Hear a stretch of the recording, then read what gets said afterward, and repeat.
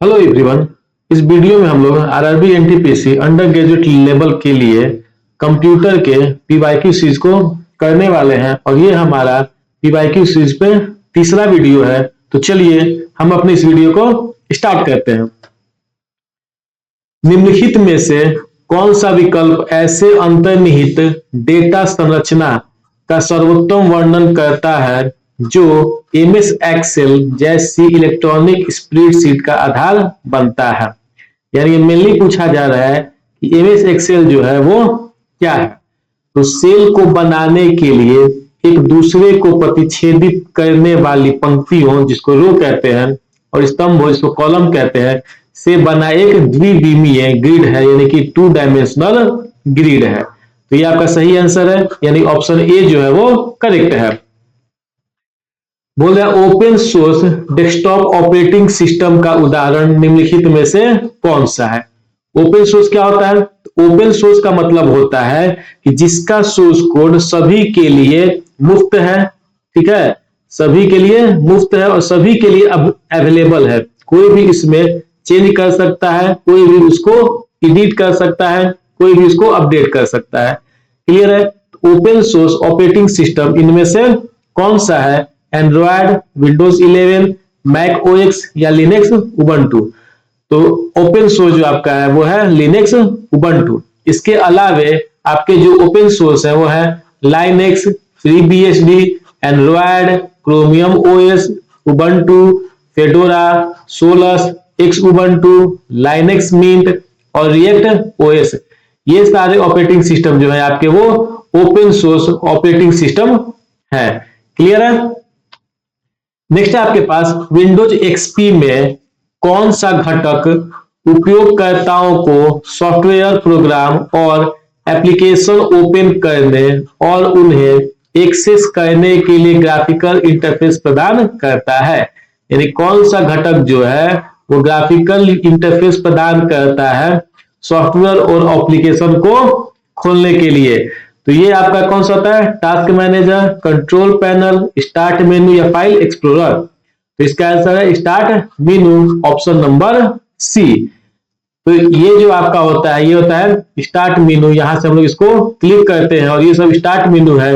इसमें हम किसी को क्लिक करके हम अपने एप्लीकेशन को या सॉफ्टवेयर प्रोग्राम को खोल सकते हैं। जैसे माइक्रोसॉफ्ट वर्ड खोलना है तो हम यहाँ क्लिक करेंगे तो हमारा माइक्रोसॉफ्ट वर्ड जो है वो ओपन हो जाएगा। अच्छा, टास्क मैनेजर क्या करता है? तो टास्क मैनेजर जो होता है आपकी जितनी भी चल रही प्रोसेसेस हैं उनको दिखाने का काम करता है। जितनी भी प्रक्रियाएं चल रही हैं उनको दिखाने का काम करता है। कंट्रोल पैनल क्या करता है? तो कंट्रोल पैनल जो है आपका वो सिस्टम की सेटिंग और हार्डवेयर को कॉन्फ़िगर करता है। सिस्टम की सेटिंग और हार्डवेयर को कॉन्फ़िगर करता है। फाइल एक्सप्लोरर क्या करता है? तो फाइल एक्सप्लोरर फाइल और जो फोल्डर्स हैं उनको मैनेज करने का काम ये करता है। अधिकांश आधुनिक ऑपरेटिंग सिस्टम में Alt प्लस टैब का प्राथमिक कार्य क्या है? खुले हुए एप्लीकेशंस के बीच में स्विच करना। तो ये आपका राइट आंसर है। Alt प्लस टैब से हम क्या करते हैं? जितने भी हम एप्लीकेशन खोले हुए हैं हमारे सिस्टम में उन सब के बीच हम स्विच कर सकते हैं, यानी एक से दूसरे के ऊपर हम जा सकते हैं। जैसे यहाँ पे देखिए हमने ये इतने सारे एप्लीकेशन खोला है। अगर हम Alt प्लस टैब दबाते हैं तो आपको एक ऐसा इंटरफेस मिलेगा जिसके थ्रू हम, जैसे मान लीजिए इस एप्लीकेशन में काम कर रहे थे तो इसको हम क्लिक करके इस एप्लीकेशन का हम यूज कर सकते हैं। इसी को बोलते हैं हम क्या? स्विच करना। तो ये काम कौन करता है? Alt plus tab. अच्छा, Alt प्लस टैब जो है उसको हम टास्क स्विचर भी कहते हैं। क्या कहते हैं? टास्क स्विचर भी हम इसे कहते हैं। सीपीयू की कौन सी विशेषता यह निर्धारित करती है कि वह प्रति सेकंड कितने निर्देशों को संसाधित कर सकता है? संसाधित मतलब होता है प्रोसेस करना। कितने निर्देशों को वो प्रोसेस कर सकता है, यह कौन सी विशेषता होती है? क्लॉक स्पीड, विद्युत की खपत, रजिस्टरों की संख्या या कैश साइज। तो ये बताता है आपका क्लॉक स्पीड। क्लॉक स्पीड क्या होता है? तो क्लॉक स्पीड कहता है आपका कि कोई भी सीपीयू जो है 1 सेकेंड में कितने निर्देशों को चला सकती है। और इसे हम गीगा हर्ट्ज में नापते हैं। गीगा हर्ट्ज में इसे नापते हैं GHz। क्लियर है। नेक्स्ट है आपका कंप्यूटर पर अपनी फाइलों को व्यवस्थित रखने का सबसे अच्छा तरीका क्या है? विभिन्न प्रकार की फाइलों के लिए अलग अलग फोल्डर्स का उपयोग करना, ये आपका राइट आंसर है। सबसे अच्छा हम अपनी फाइल को व्यवस्थित करना चाहते हैं तो मेरा जैसा फाइल है उसके लिए हम अलग अलग फोल्डर बना सकते हैं। जैसे मान लीजिए कि मेरे पास सॉन्ग्स का फाइल है तो हम सॉन्ग्स के लिए अलग एक फोल्डर बना सकते हैं, ऑडियो फाइल के लिए अलग बना सकते हैं, वीडियो फाइल के लिए अलग बना सकते हैं, स्टडी के लिए अलग बना सकते हैं। तो हम अपने जितने भी डॉक्यूमेंट है उनको अलग अलग फोल्डर बना करके हम उनको व्यवस्थित रख सकते हैं, मैनेज रख सकते हैं। प्रिंटेड सर्किट बोर्ड के संबंध में निम्नलिखित में से कौन सा कथन गलत है? हमसे पूछा है कौन सा कथन गलत है। तो पीसीबी केवल डेस्कटॉप कंप्यूटर को सर्विस देता है, पोर्टेबल डिवाइस को नहीं। तो ये सरासर गलत है। पीसीबी जो होता है सभी प्रकार के डिवाइसेस को ये सर्विस प्रदान करता है। नेक्स्ट है अपने पास निम्नलिखित में से कौन सा कथन कंप्यूटर सिस्टम में रैम और रोम के कार्यों का सर्वोत्तम वर्णन करता है? रोम का उपयोग उस डेटा को संग्रहित करने के लिए किया जाता है जिसे संशोधित और राइट किया जा सकता है। वह संशोधित और राइट किया जा सकता है। तो ये गलत है क्योंकि इसका नाम ही होता है रीड ओनली मेमोरी। क्या होता है इसका नाम? रीड ओनली मेमोरी, यानी ऐसा मेमोरी जिसको हम केवल पढ़ सकते हैं, तो उसमें राइट तो कर नहीं सकते, ये गलत हो गया। रैम जो होता है वो नॉन वोलेटाइल होता है, ये होता है आपका रैंडम एक्सेस मेमोरी जो कि वोलेटाइल होता है, इसलिए ये भी गलत हो गया। रोम का उपयोग सिस्टम फर्मवेयर को संग्रहित करने के लिए किया जाता है जबकि रैम का एक्टिव प्रोसेसेस के लिए अस्थायी डाटा संग्रहित करता है। तो सी आपका जो है वो राइट आंसर है। अच्छा, रोम जो है जो आपका फर्मवेयर स्टोर करता है, तो कौन सा फर्मवेयर स्टोर करता है? ये आपका बायोस का इंफॉर्मेशन स्टोर करता है, जिसका मतलब होता है बेसिक इनपुट आउटपुट सिस्टम। ये जो सिस्टम है, ये जो फर्मवेयर है आपको बूटिंग के समय रन करता है, तब जाकर के हमारा सिस्टम जो होता है वो रन करता है या स्टार्ट होता है। एमएस पावर पॉइंट 365 में .ppsx फाइल फॉर्मेट का प्राथमिक उद्देश्य क्या है? .ppsx, अगर आपने पुरानी वीडियो देखा हो तो ये सेम क्वेश्चन जो है पार्ट 1 में भी आपका आया था। तो प्रेजेंटेशन के फाइल साइज को कंप्रेस करना ये गलत है। प्रेजेंटेशन को रीड ओनली फॉर्मेट में सेव करना ये भी गलत है। प्रेजेंटेशन को भविष्य में उपयोग के लिए टेम्पलेट के रूप में सेव करना ये गलत है। प्रेजेंटेशन को ऐसे फॉर्मेट में सेव कर जो सीधे स्लाइड शो में ओपन हो, यानी कि डी जो है आपका वो करेक्ट आंसर है। ये जो .ppx है आपका वो सीधे स्लाइड शो मोड में ओपन होने वाले फाइल का फॉर्मेट है। नेक्स्ट है MS power point 2019 home screen पर स्टार्ट स्क्रीन के इनेबल होने पर नई ब्लैंक प्रेजेंटेशन शुरू करने के लिए किस ऑप्शन या सेक्शन पर क्लिक करना चाहिए? तो हमको नया ब्लैंक प्रेजेंटेशन बनाना है तो क्या करेंगे? रिबन के डिजाइन टैब पर, लेफ्ट साइड बार में रिसेंट टैब पर, नीचे बाएं कॉर्नर पर ओपन बटन पर, या राइट पैनल पर ब्लैंक प्रेजेंटेशन लेवल वाली टाइल पर। तो ये आपका ठीक है। हमको कौन सा खोलना है? Blank presentation. और ब्लैंक प्रेजेंटेशन से एक ही ऑप्शन मिल रहा है, अगर आपको नहीं भी याद है तो आप आंसर टिक कर सकते हैं ऑप्शन नंबर डी। क्लियर है।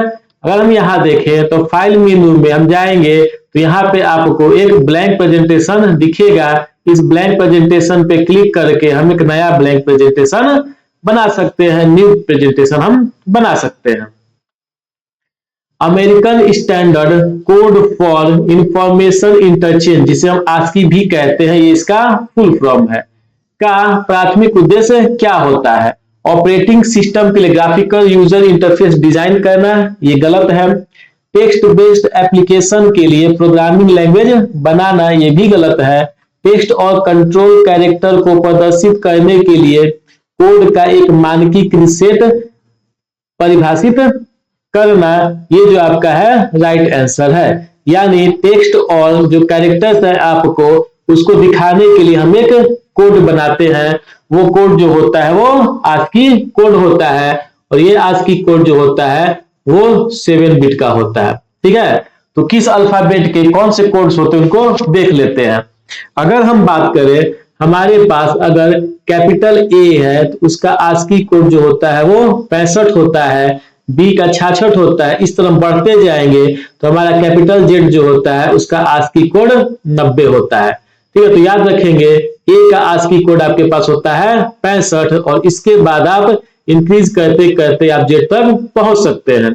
उसी तरह स्मॉल ए जो होता है उसका ASCII कैरेक्टर होता है 97, और बी का होता है 98। इस तरह से बढ़ते जाएंगे तो जेड होता है हमारे पास कितना, 122। तो आपको कोई ज्यादा याद नहीं रखना है, बस एक याद रखना है कि कैपिटल ए होता है तो उसका ASCII कोड होता है 65, और स्मॉल ए होता है तो उसका ASCII कोड होता है 57। इसके बाद अगर जो भी पूछा जाता है तो हम इसमें ऐड करके वो चीज निकाल सकते हैं। क्लियर है?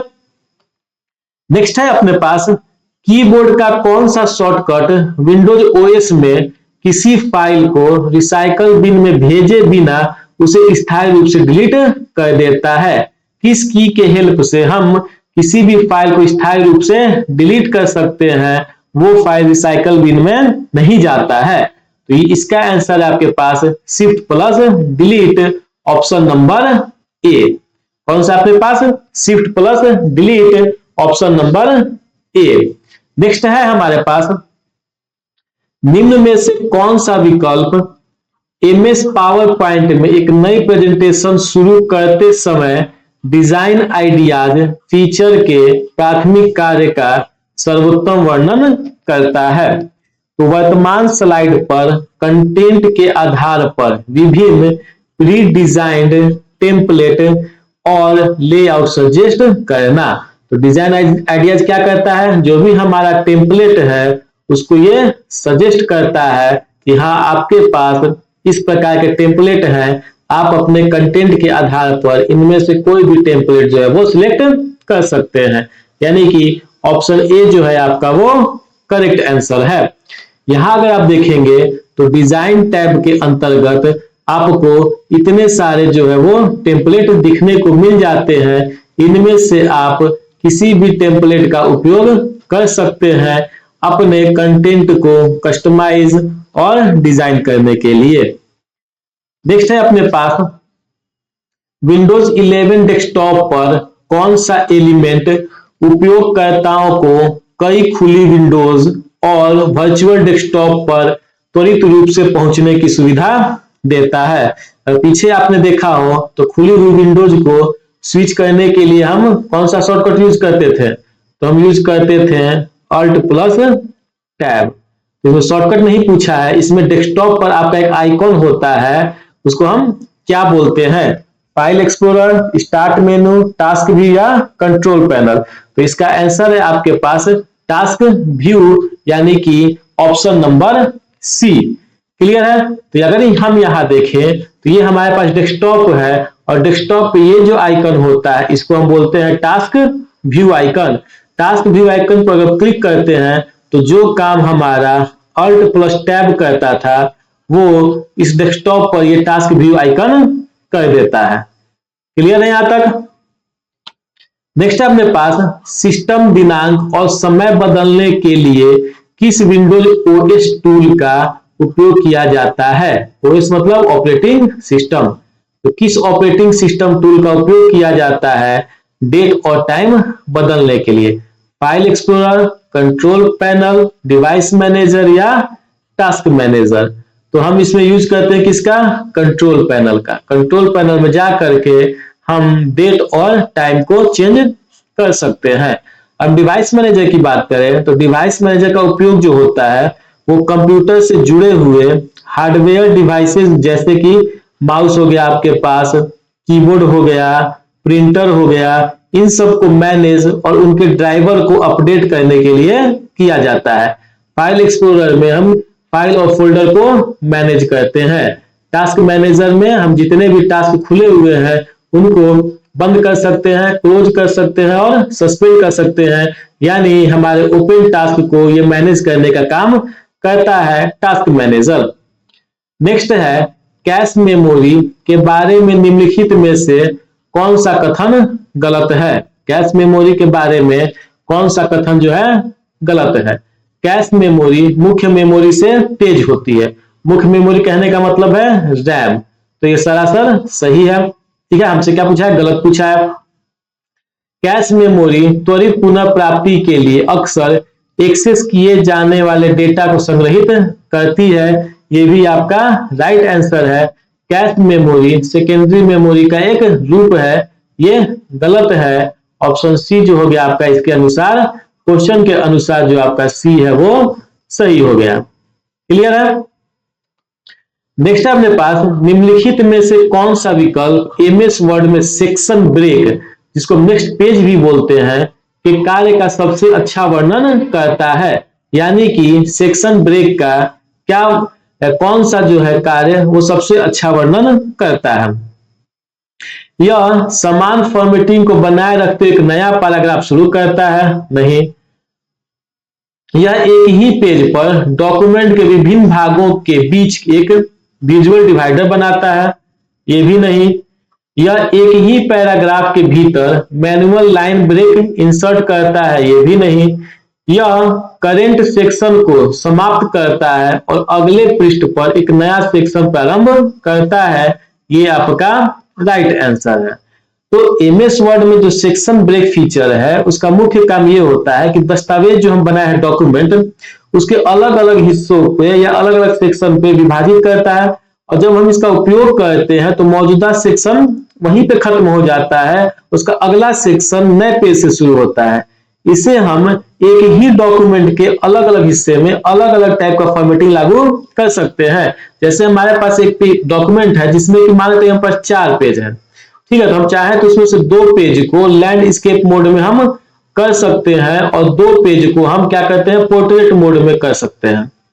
ठीक है, तो हम जैसा डिजाइन चाहे हम अलग अलग पेज के लिए अलग अलग कर सकते हैं कि किसके आधार पर, तो सेक्शन ब्रेक के आधार पर। एमएस एक्सेल के नए संस्करणों जैसे कि एक्सेल 2019 में वर्कबुक को सेव करने के लिए डिफॉल्ट फाइल फॉर्मेट क्या है। एमएस एक्सेल में जो हम डॉक्यूमेंट बनाते हैं उसको सेव करने का फाइल फॉर्मेट क्या है, तो .xls ये जो है आपका वो राइट आंसर है।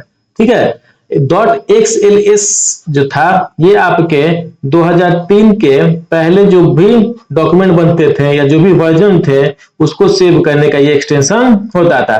पीडीएफ क्या होता है, तो पीडीएफ जो होता है इसका फुल फॉर्म आपसे पूछा जाता है, जो होता है आपके पास पोर्टेबल डॉक्यूमेंट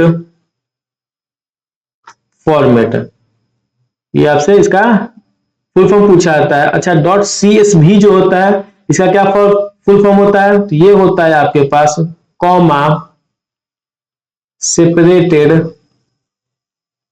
वैल्यूज फाइल। ये किस लिए होता है, तो ये टेक्स्ट डाटा को सेव करने के लिए होता है। किसके लिए होता है, टेक्स्ट डाटा को सेव करने के लिए होता है। और .txt जो है ये भी आपका टेक्स्ट डाटा को ही सेव करने के लिए एक्सटेंशन है।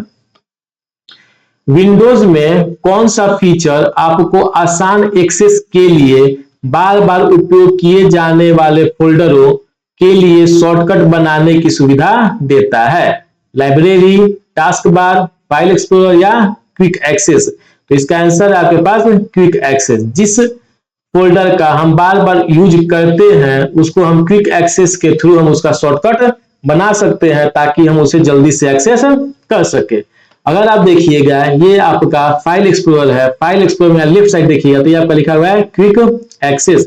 हम जिस भी फोल्डर, जैसे हमारे ऑफिस 21 है, इस फोल्डर को हम चाहें तो क्विक एक्सेस बना सकते हैं, जिसके बाद ये जो फोल्डर आपका यहाँ दिखाने लगेगा और हम जल्दी से किसी भी फोल्डर में पहुंच सकते हैं।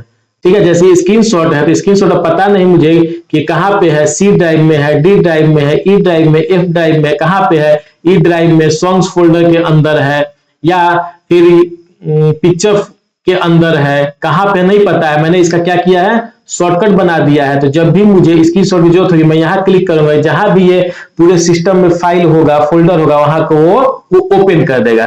तो क्विक एक्सेस जो होता है वो इसका ये काम होता है। क्लियर है। नेक्स्ट है अपने पास कि कंप्यूटर सिस्टम में प्राथमिक और द्वितीयक मेमोरी के संबंध में निम्नलिखित में से कौन सा कथन सही है। प्राथमिक मेमोरी और द्वितीयक मेमोरी के संदर्भ में निर्देशों को संसाधित करने के लिए प्राथमिक और द्वितीयक मेमोरी दोनों ही सीपीयू द्वारा सीधे एक्सेस की जा सकती है। तो दोनों नहीं होता है, प्राथमिक मेमोरी जो होता है वो सीपीयू द्वारा एक्सेस किया जाता है सीधे, द्वितीयक मेमोरी सीधे एक्सेस नहीं किया जाता है, तो ये आपका गलत हो गया। द्वितीयक मेमोरी वोलाटाइल होती है, जिसका अर्थ है कि बिजली बंद होने पर डेटा नष्ट हो जाता है। तो द्वितीयक मेमोरी जो होता है वो वोलेटाइल नहीं होता है। प्राथमिक मेमोरी का उपयोग दीर्घकालिक स्टोरेज के लिए किया जाता है, ये गलत है। प्राथमिक मेमोरी का उपयोग हम लोग दीर्घकालिक स्टोरेज के लिए नहीं कर सकते हैं। प्राथमिक मेमोरी तेज होती है लेकिन इसकी स्टोरेज क्षमता कम होती है, जबकि द्वितीयक मेमोरी धीमी होती है लेकिन बड़ी स्टोरेज क्षमता प्रदान करती है। तो ये आपका जो है वो राइट आंसर है, यानी 120 का डी जो है वो करेक्ट है। नेक्स्ट है अपने पास एमएस एक्सेल 365 में ऑटोफिल फीचर का क्या उद्देश्य है। मानो कि रेंज का स्वचालित रूप से योग करना, योग नहीं करेगा। सेल कंटेंट की कॉपी बनाना या पैटर्न जारी रखना, तो जो सेल में हमारा कंटेंट है उसका या तो कॉपी बना सकता है या उसी पैटर्न को आगे वो बढ़ा सकता है।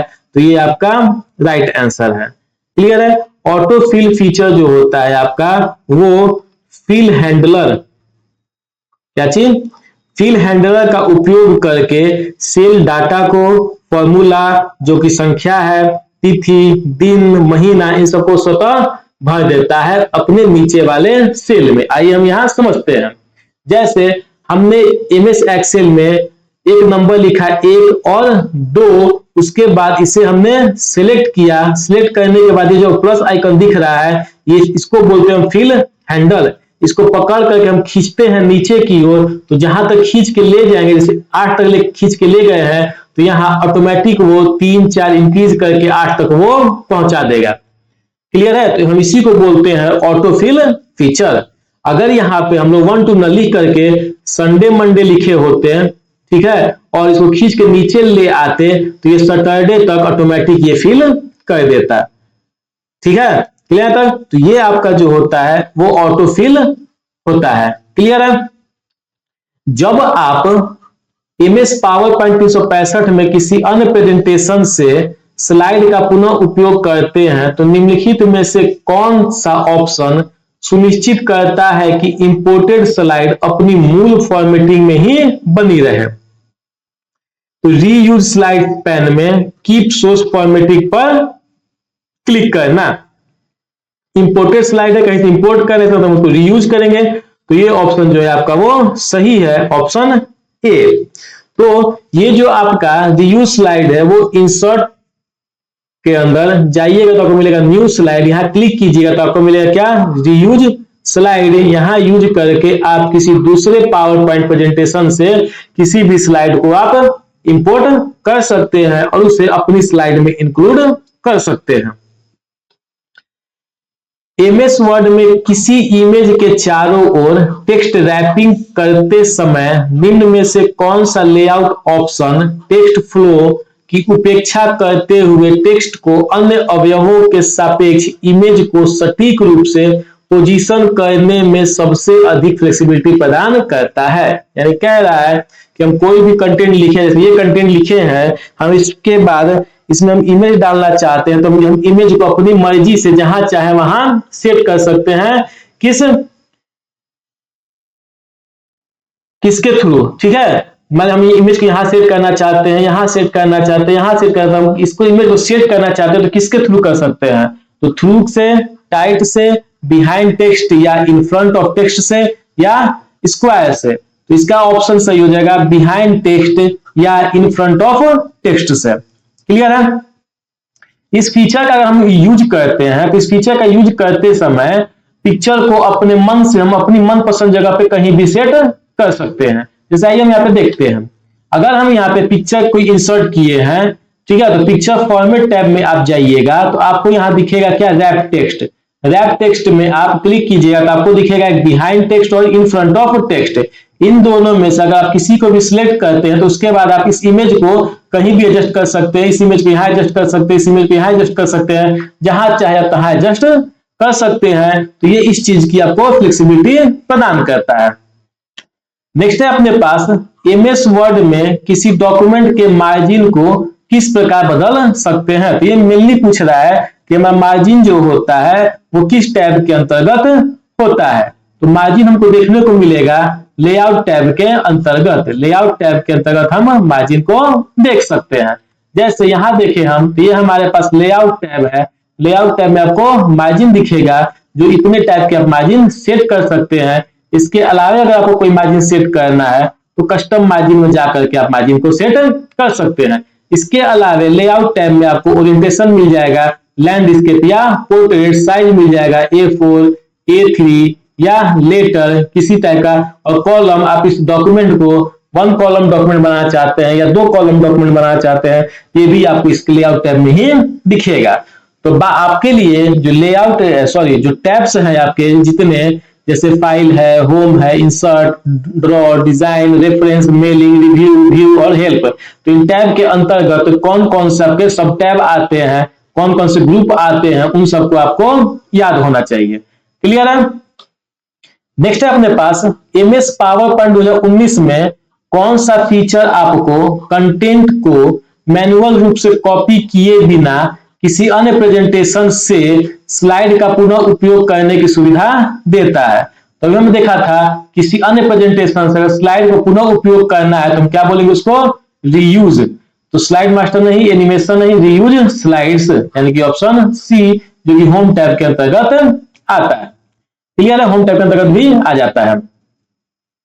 नेक्स्ट है अपने पास एमएस पावर पॉइंट में किसी बड़ी प्रेजेंटेशन को मैनेज करते समय सेक्शंस फीचर का मुख्य उद्देश्य क्या है। ठीक है, सेक्शन फीचर क्या होता है ये हमसे पूछा गया है।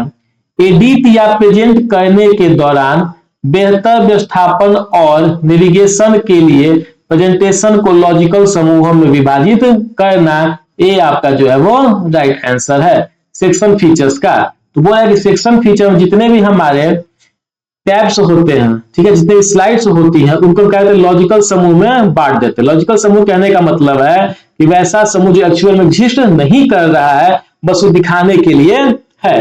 जैसे यहाँ आइए, हमने क्या किया है कि स्लाइड 1 को और स्लाइड 2 को एक सेक्शन का नाम दे दिया है चैप्टर 1, और नीचे जो स्लाइड 3 है यहां से हमारा चैप्टर स्टार्ट हो जाए चैप्टर 2। तो अब अगर हम मान लें कि नीचे हमारे पास 100 स्लाइड्स हैं, तो हम इसी तरह सब सेक्शंस का नाम करते जाएंगे तो हम आसानी से किसी भी स्लाइड को खोज सकते हैं। समय जब खोजना हुआ कि चैप्टर 4 कहां पे, तो शुरू से स्लाइड नहीं देखना पड़ेगा, हम यहाँ पे लॉजिकल समूह जो बातें हैं वहां पे जाकर देख लेंगे कि चैप्टर 14 जो है वो कहां से स्टार्ट हो रहा है। ठीक है, तो स्लाइड्स को जब हम लॉजिकली ग्रुप्स में बांट देते हैं तो हमारा स्लाइड सॉर्टर व्यू में जाकर हम सेक्शन के अनुसार किसी भी स्लाइड को खोज सकते हैं। क्लियर है। और इस स्लाइड में जाकर के हम पूरे के पूरे सेक्शन को उठा करके कहीं भी मूव कर सकते हैं, पूरे के सेक्शन को हम कॉपी कर सकते हैं, ठीक है, पूरे सेक्शन को हम डिलीट भी कर सकते हैं। अगर इस सेक्शन को कॉपी करेंगे तो हमारा जो पहला स्लाइड है और दूसरा स्लाइड, वो दोनों का दोनों कॉपी होगा। जब हम इस सेक्शन को डिलीट करेंगे तो पहला और दूसरा दोनों स्लाइड डिलीट हो जाएगा। तो ये हमें इस चीज की सुविधा प्रदान करता है। नेक्स्ट है अपने पास कीबोर्ड का उपयोग करके किसी डायलॉग बॉक्स या मेनू में ऑप्शन के माध्यम से नेविगेट करते समय टैब कुंजी का प्राथमिक कार्य क्या है। अगर हम डायलॉग बॉक्स खोले हैं या मेनू खोले हैं, उसे हम टैब दबाते हैं तो क्या होता है, प्रीवियस ऑप्शन या कंट्रोल पर वापस जाना, करेंटली हाईलाइट ऑप्शन को सिलेक्ट करना, करेंट डायलॉग बॉक्स या मेनू को क्लोज करना, फोकस को अगले उपलब्ध ऑप्शन या कंट्रोल पर मूव करना। तो टैब का काम क्या है, फोकस को अगले उपलब्ध ऑप्शन या कंट्रोल पर मूव करना।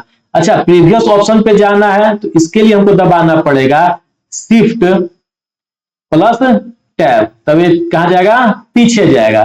करेंटली हाईलाइट ऑप्शन को सिलेक्ट करना है तो उसके लिए हमें इंटर दबाना पड़ेगा, और करेंट डायलॉग बॉक्स या मेनू को क्लोज करना है तो इसके लिए हमें एस्केप दबाना पड़ेगा। आइए समझते हैं। जैसे ये हमारा एक मेनू खुला हुआ है और ये टैब पे हमारा भी सिलेक्ट है। जब हम टैब दबाएंगे तो ये जो सिलेक्शन हमारा स्क्वायर बॉक्स दिख रहा है वो सिलेक्शन अब कहां आ जाएगा, एडोब फोटोशॉप 7.0 पे आ जाएगा। फिर टैब दबाएंगे तो ये जो स्क्वायर बॉक्स है वो हमारा एडोब रीडर 9 पे आ जाएगा। क्लियर है। अगर हम फर्स्ट ऑप्शन की बात करें, प्रीवियस ऑप्शन, तो शिफ्ट और टैब दबाते हैं तो एडोब रीडर से हमारा जो हाईलाइटेड जो स्क्वायर है वो पीछे चला जाएगा। फिर शिफ्ट और टैब दबाएंगे तो ये हमारा कहां चला जाएगा, और पीछे चला जाएगा। इसके बाद का ऑप्शन बोलता है कि करेंटली हाईलाइट ऑप्शन को सिलेक्ट करना।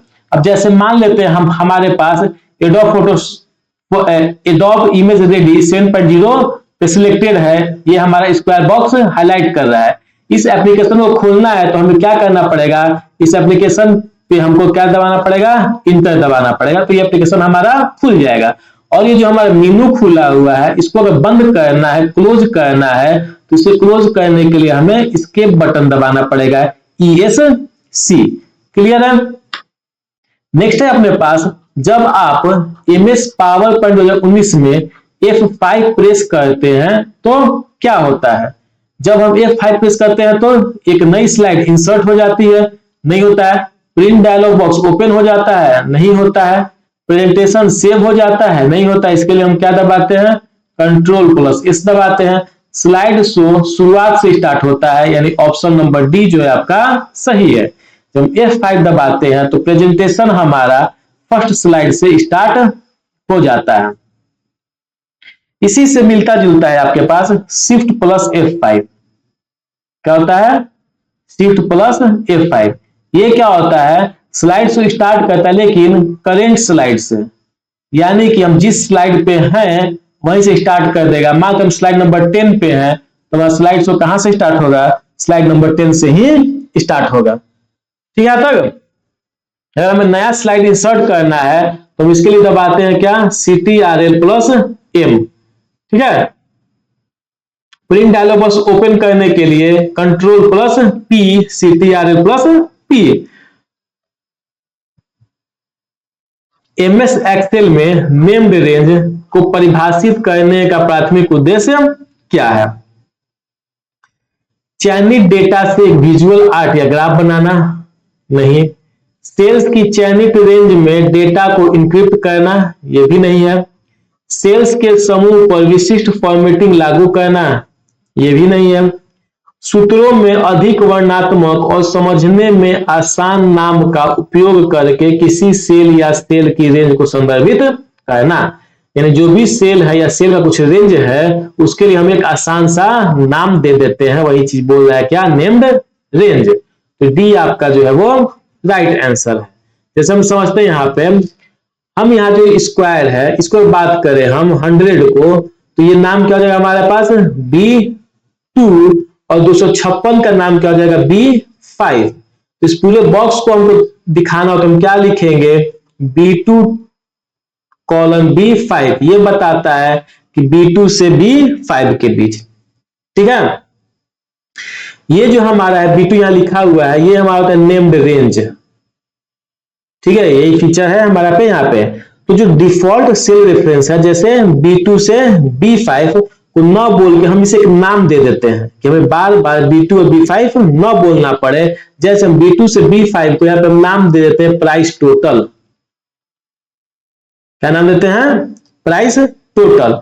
तो अब हमें जब भी सेल का रेफरेंस देना होगा तो हम B2 से B5 न बोल करके हम प्राइस टोटल के नाम से रेफरेंस दे सकते हैं, जिससे हम डाटा और उस पर यूज किए जाने वाले फॉर्मूला को आसानी से समझ सकते हैं। अब हमको अगर कहीं भी फॉर्मूला लिखना है, ठीक है, तो हमको रेंज नहीं देना पड़ेगा। जैसे मान लीजिए लिखना चाहे सम B2:B5, तो ये अब हम इसको नहीं लिखेंगे, हम क्या लिखेंगे, सम प्राइस टोटल।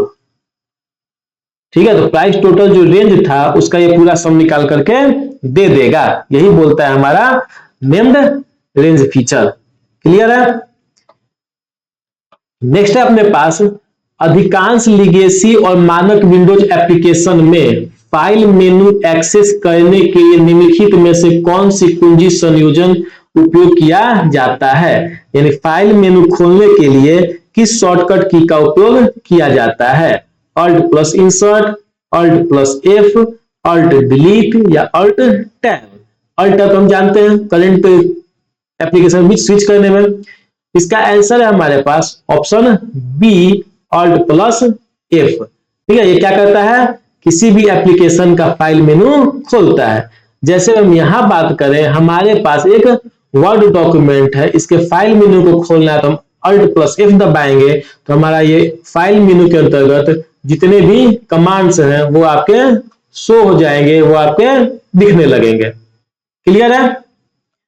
नेक्स्ट है अपने पास एमएस वर्ड में जब कोई यूजर टेक्स्ट के एक ब्लॉक को डॉक्यूमेंट के एक हिस्से से दूसरे हिस्से में ले जाना चाहता है, ले जाने का मतलब है मूव करना चाहता है, यहां से हटा देना चाहता है, तो निम्नलिखित में से किन क्रियाओं का अनुक्रम क्रियान्वित किया जाना चाहिए।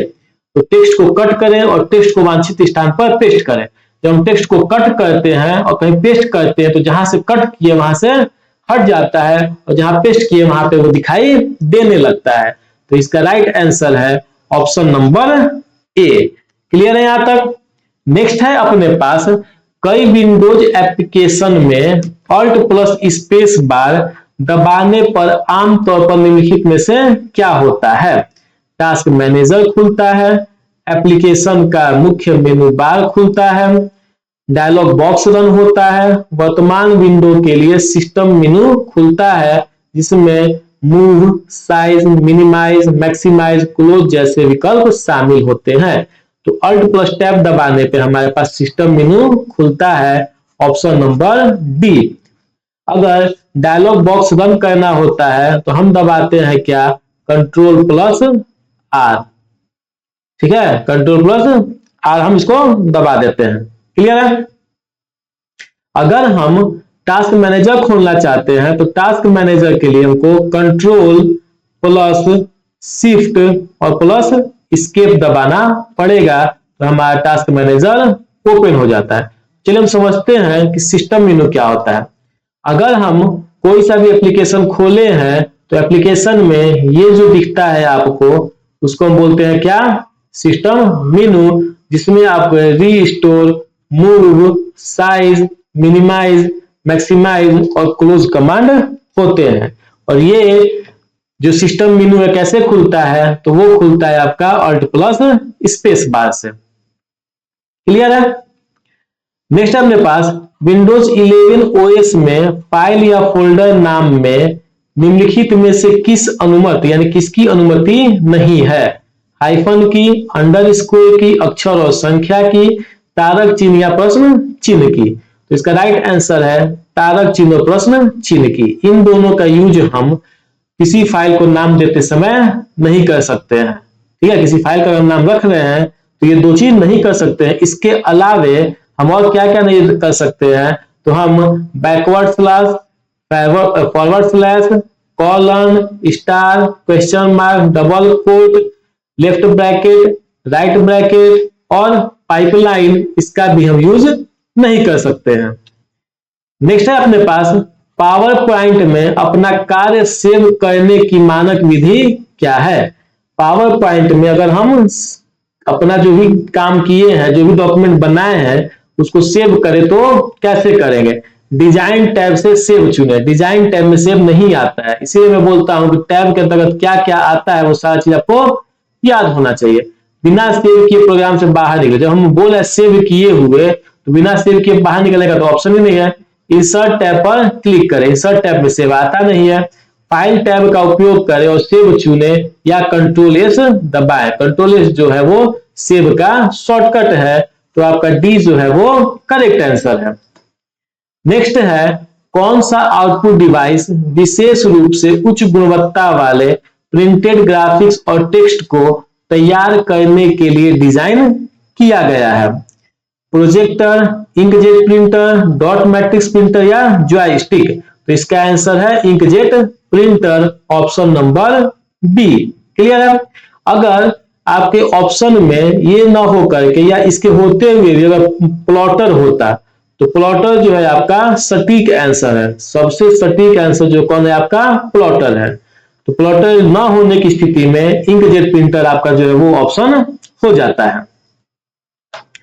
जब आप एमएस वर्ड 365 में बुलेट या नंबर लिस्ट के साथ काम करते हैं, बुलेट देते हैं ना ऐसे, बुलेट या नंबर लिस्ट के साथ काम करते हैं और इंटर दबाते हैं तो निम्न में से क्या होता है, इस बारे में यहां लिखे ए, ठीक है, बुलेट दबा के ए लिखे और फिर हम इंटर दबाते हैं तो क्या होता है, वह स्वचालित रूप से नंबरिंग को पुनः प्रारंभ करता है या उसी बुलेट या नंबर के साथ एक नई लिस्ट आइटम जोड़ देता है। तो जो हम बुलेट लिए थे वही बुलेट ये दोबारा बना देगा। जैसे मान लीजिए स्क्वायर बुलेट लिए और ए लिखे तो फिर यहाँ पे स्क्वायर बुलेट ही बनाएगा। अगर हम गोल बुलेट लिए और ए लिखे फिर इंटर दबाए तो गोल बुलेट ही बनाएगा। तो इसका मतलब कि ऑप्शन बी जो है आपका वो करेक्ट आंसर है। अगर हम यहाँ देखें तो हम एक लाइन लिखे not just more of the same इस ब्लैक वाले बुलेट के साथ, तो हम इंटर दबाएंगे तो ऑटोमेटिक ये ब्लैक बुलेट आने लगेगा। क्लियर है। अगर ब्लैक बुलेट न दबा करके यहाँ पे लिस्ट में 1 दबाते और फिर यहाँ से हम इंटर मारते तो यहाँ पे 2 आ जाता है, ये लिख करके फिर हम इंटर मारते तो यहाँ से 3 आ जाता, फिर ये लाइन लिख करके इंटर मारते तो यहाँ पे ऑटोमेटिक 4 आ जाता। ठीक है, तो बुलेट बनाएंगे तो ऑटोमेटिक बुलेट आता जाएगा और हम नंबरिंग बनाएंगे तो ऑटोमेटिक नंबर आता जाएगा। क्लियर है यहां तक।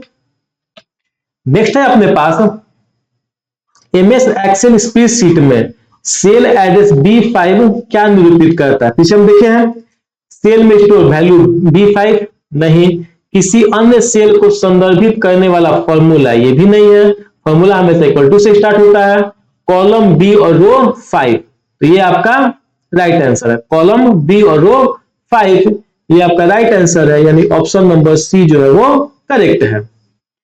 नेक्स्ट है फाइल डिलीट करने के संदर्भ में GUI ग्राफिकल यूजर इंटरफेस आधारित ऑपरेटिंग सिस्टम में फाइल को ट्रैश या रिसाइकल बिन में मूव करने का सामान्य तत्काल प्रभाव क्या होता है।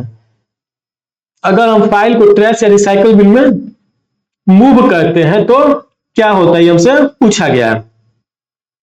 फाइल को एक विशेष डायरेक्टरी में ले जाया जाता है और इसकी डायरेक्टरी प्रविष्टि को अपडेट किया जाता है, लेकिन डेटा स्टोरेज डिवाइस पर बना रहता है। ये आपका राइट आंसर है। जब हम रिसाइकिल में किसी को भेजते हैं तो उसका दूसरी डायरेक्टरी में ले जाता है और उसका डायरेक्टरी का जो एंट्री है वो भी अपडेट कर देता है। ठीक है, जब हम किसी भी फाइल को डिलीट करते हैं तो फाइल अपने मूल स्थान से, जो मान लीजिए यहाँ पे फाइल स्टोर था तो यहां से हट करके एक दूसरे हिडन फोल्डर में पहुंच जाता है जिसका नाम होता है क्या, रिसाइकिल बिन।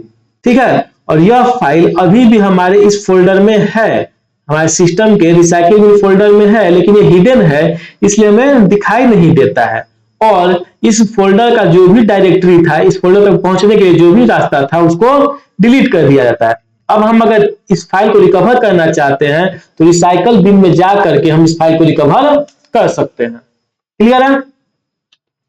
नेक्स्ट है एमएस पावर पॉइंट 365 में हाइपरलिंक इंसर्ट करने के लिए किस शॉर्टकट कुंजी का संयोजन उपयोग किया जाता है। किसके लिए, तो हाइपरलिंक के लिए। तो कंट्रोल के जो है आपका वो राइट आंसर है, ऑप्शन ए। अच्छा, इसमें से कंट्रोल एन क्या करता है, नया प्रेजेंटेशन बनाता है, न्यू प्रेजेंटेशन। ठीक है, और अगर हम कंट्रोल प्लस एम दबाते हैं तो ये क्या करता है, नया स्लाइड बनाता है। क्लियर है तक। नेक्स्ट है एमएस पावर पॉइंट 2019 में सेव किए गए पावर पॉइंट फाइल को लोड करने हेतु ओपन विकल्प तक एक्सेस करने के लिए सबसे पहले निम्नलिखित में से कौन सा टैब सिलेक्ट करना होगा। यानी ओपन विकल्प जो है वो किस टैब के अंतर्गत आता है ये पूछा गया है, डिजाइन, होम, फाइल या इंसर्ट टैब। तो हमारा इसका आंसर होगा फाइल टैब। फाइल टैब में ही new, open, save as, print, ये सब विकल्प ऑप्शन आते हैं। क्लियर। जैसे देखिए आपका, अगर हम देखें यहाँ पे फाइल टैब में क्या आपके पास, home, new, open, info, save as, print, share, export, close, account, ये सब जो आपके हैं वो जो है फाइल टैब के अंतर्गत आते हैं। क्लियर है। नेक्स्ट हमारे पास एकाधिक टैब वाले एप्लीकेशनों जैसे कि ब्राउजर या एमएस वर्ड में कंट्रोल और टैब का क्या काम है। ठीक है, हमने देखा था alt plus tab. Alt plus tab जो जितने भी एप्लीकेशन खुले हैं उनके बीच में स्विच करता है, और कंट्रोल प्लस टैब जितने भी एप्लीकेशन खुले हैं, सॉरी जिस एप्लीकेशन पे आप हैं या जिस एप्लीकेशन आप खोले हैं उनके बीच में जो टैब बनता है उसमें स्विच करता है। जैसे ब्राउजर में टैब बनता है ना, एमएस वर्ड में भी टैब बना सकते हैं। ठीक है, तो उन टैब के बीच में स्विच करता है। तो नया टैब ओपन करता है नहीं, अगले टैब पर स्विच करता है, देखते हैं इसको, टैब को रिफ्रेश करता है नहीं, मौजूदा टैब को बंद करता है ये भी नहीं, तो अगले टैब पर ये स्विच करता है। ठीक है, कंट्रोल प्लस टैब क्या होता है, अगले टैब पर ये आपका स्विच करता है। ठीक है, जैसे अगर हम बात करें, अभी हमारे पास ये 3 टैब खुले हुए हैं ब्राउजर में, अभी जो ये व्हाइट दिखा रहे हैं यहाँ पे, इसका हम इस टैब पर हैं। अगर हम इस टैब से इस टैब में स्विच करना चाहते हैं, जाना चाहते हैं, तो इसके लिए हमें दबाना पड़ेगा क्या, कंट्रोल प्लस टैब। क्या दबाना पड़ेगा, कंट्रोल प्लस टैब।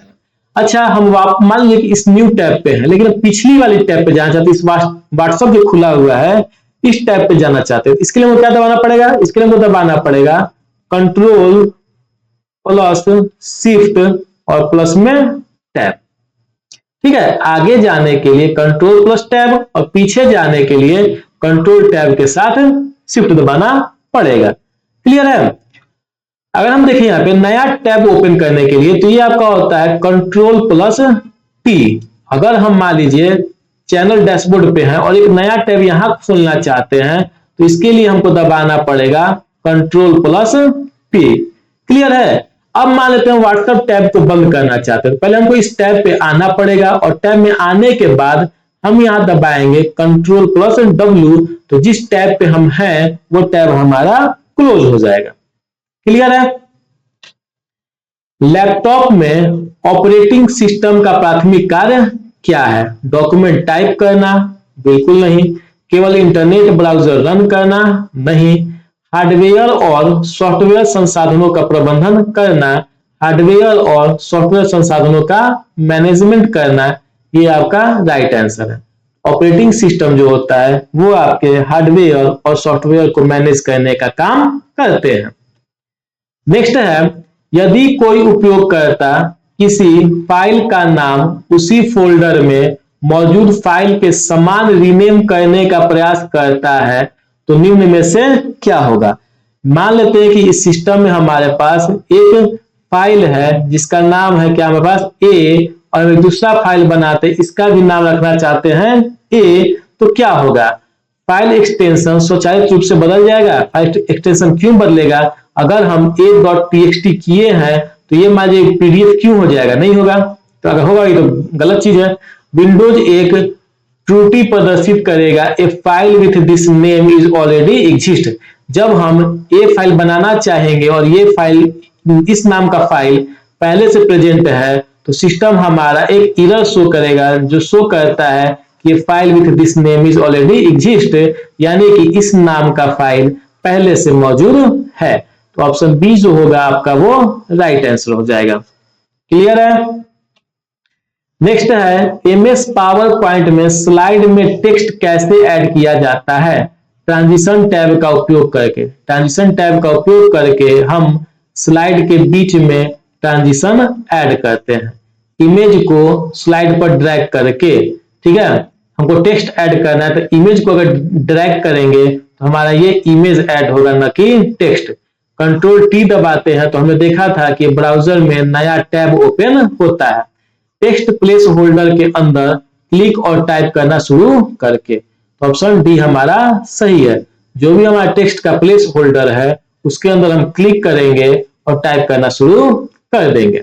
जैसे ये हमारा एक स्लाइड है, तो स्लाइड के अंदर जो ये पोर्शन है इसको हम बोलते हैं टेक्स्ट प्लेस होल्डर। इस प्लेस होल्डर के अंदर हम कहीं भी क्लिक करेंगे और यहां से हम अपना लिखना स्टार्ट कर देंगे। क्लियर है हमारे पास। नेक्स्ट है, एमएस पावर पॉइंट 2016 या बाद के संस्करण में चरणों का कौन सा अनुक्रम सर्वोत्तम रूप से ब्लैंक प्रेजेंटेशन आरंभ करता है। तो हमने पीछे भी इस क्वेश्चन को देखा है। कहां पे, फाइल से हम जाते हैं न्यू में, और न्यू से कहा जाते हैं ब्लैंक प्रेजेंटेशन में, यानी ऑप्शन डी जो है आपका वो करेक्ट आंसर है। क्लियर है? तो ये फाइल टैब है आपके पास, और फाइल टैब में न्यू है, न्यू पर जाएंगे, न्यू पर जाने के बाद ये आपका ब्लैंक प्रेजेंटेशन है, यहां जाएंगे तो आपको एक ब्लैंक प्रेजेंटेशन जो है वो आपका ओपन हो जाएगा। एमएस एक्सेल में स्प्रेडशीट प्रिंट करने का सही तरीका क्या है? कंट्रोल एस दबाएं, कंट्रोल एस दबाने से हमारा स्प्रेडशीट जो होगा वो सेव होगा। कंट्रोल पीटी, कोई कुछ नहीं होता है, कंट्रोल अगर पी होता तो ये हमारा सही हो जाता। होम टैब पर क्लिक करें और प्रिंट का चयन करें। तो होम टैब जो होता है यहाँ पे आपके पास प्रिंट का ऑप्शन नहीं आता है। फाइल टैब पर क्लिक करें और प्रिंट का चयन करें, तो ऑप्शन डी जो है आपका वो करेक्ट आंसर। जैसे हम पिछले स्लाइड में देखें तो देखिए ये फाइल टैब है, फाइल टैब में आपको प्रिंट का ऑप्शन दिख जाएगा। क्लियर है? यहाँ पे देखिए आपको दिखाया गया प्रिंट ऑप्शन कहां पे आपके पास, फाइल टैब में। ये जो खुलता है यहाँ पे होता है फाइल टैब। एमएस एक्सेल में फॉर्मूला बार का प्राथमिक उद्देश्य क्या है? एमएस एक्सेल में हम फॉर्मूला बार जो देखते हैं वो क्या होता है? तो सेल के बैकग्राउंड का रंग बदलना नहीं, सेल के कंटेंट को डिस्प्ले और एडिट करना। तो फॉर्मूला बार जो होता है वो दिखाता है, जैसे ये सेल है, सेल को सिलेक्ट करेंगे तो फॉर्मूला बार में दिखाएगा कि सेल में कौन सा फॉर्मूला अप्लाइड है या कौन सा कंटेंट है, तो हम यहाँ जा करके उसको एडिट कर सकते हैं, यानी कि ऑप्शन नंबर बी। ठीक है? तो फॉर्मूला बार का जो उपयोग होता है वो एक्टिव सेल, जिस सेल हम काम कर रहे हैं में मौजूद डाटा, फॉर्मूला या फंक्शन को देखने, इंटर करने और एडिट करने में किया जाता है। क्लियर है? जैसे यहाँ देखिए, यहाँ पे अगर आप देखेंगे ये एक्टिव सेल है हमारे पास जिसमें 3 लिखा हुआ है। यहाँ पे अगर हम क्लिक करें तो यहाँ दिखा देगा ये इसमें कौन सा फॉर्मूला अप्लाई किए हैं, जैसे a1 + b1 फॉर्मूला हम अप्लाई किए हैं। निम्न में से किस शॉर्टकट कुंजियों का उपयोग पावर पॉइंट में प्रेजेंटेशन को शीघ्रता से ओपन करने के लिए किया जाता है? शिफ्ट ओ, टैब ओ, कंट्रोल ओ या अल्ट ओ? तो कंट्रोल और ओ जो होता है वो प्रेजेंटेशन को ओपन करने का शॉर्टकट है। एमएस वर्ड 2019 में फाइंड एंड रिप्लेस फीचर जिसका शॉर्टकट होता है कंट्रोल एच का उद्देश्य क्या है? हाइपरलिंक डालना नहीं, हमने पढ़ा था हाइपरलिंक क्या होता है, कंट्रोल + के। विशिष्ट टेक्स्ट को सर्च करना, फाइंड एंड रिप्लेस बोला है, तो पहले सर्च करेंगे, फाइंड करेंगे और अन टेक्स्ट से बदलेंगे, यानी कि उसको रिप्लेस करेंगे। तो ऑप्शन बी जो है हमारा वो करेक्ट आंसर है। क्लियर है?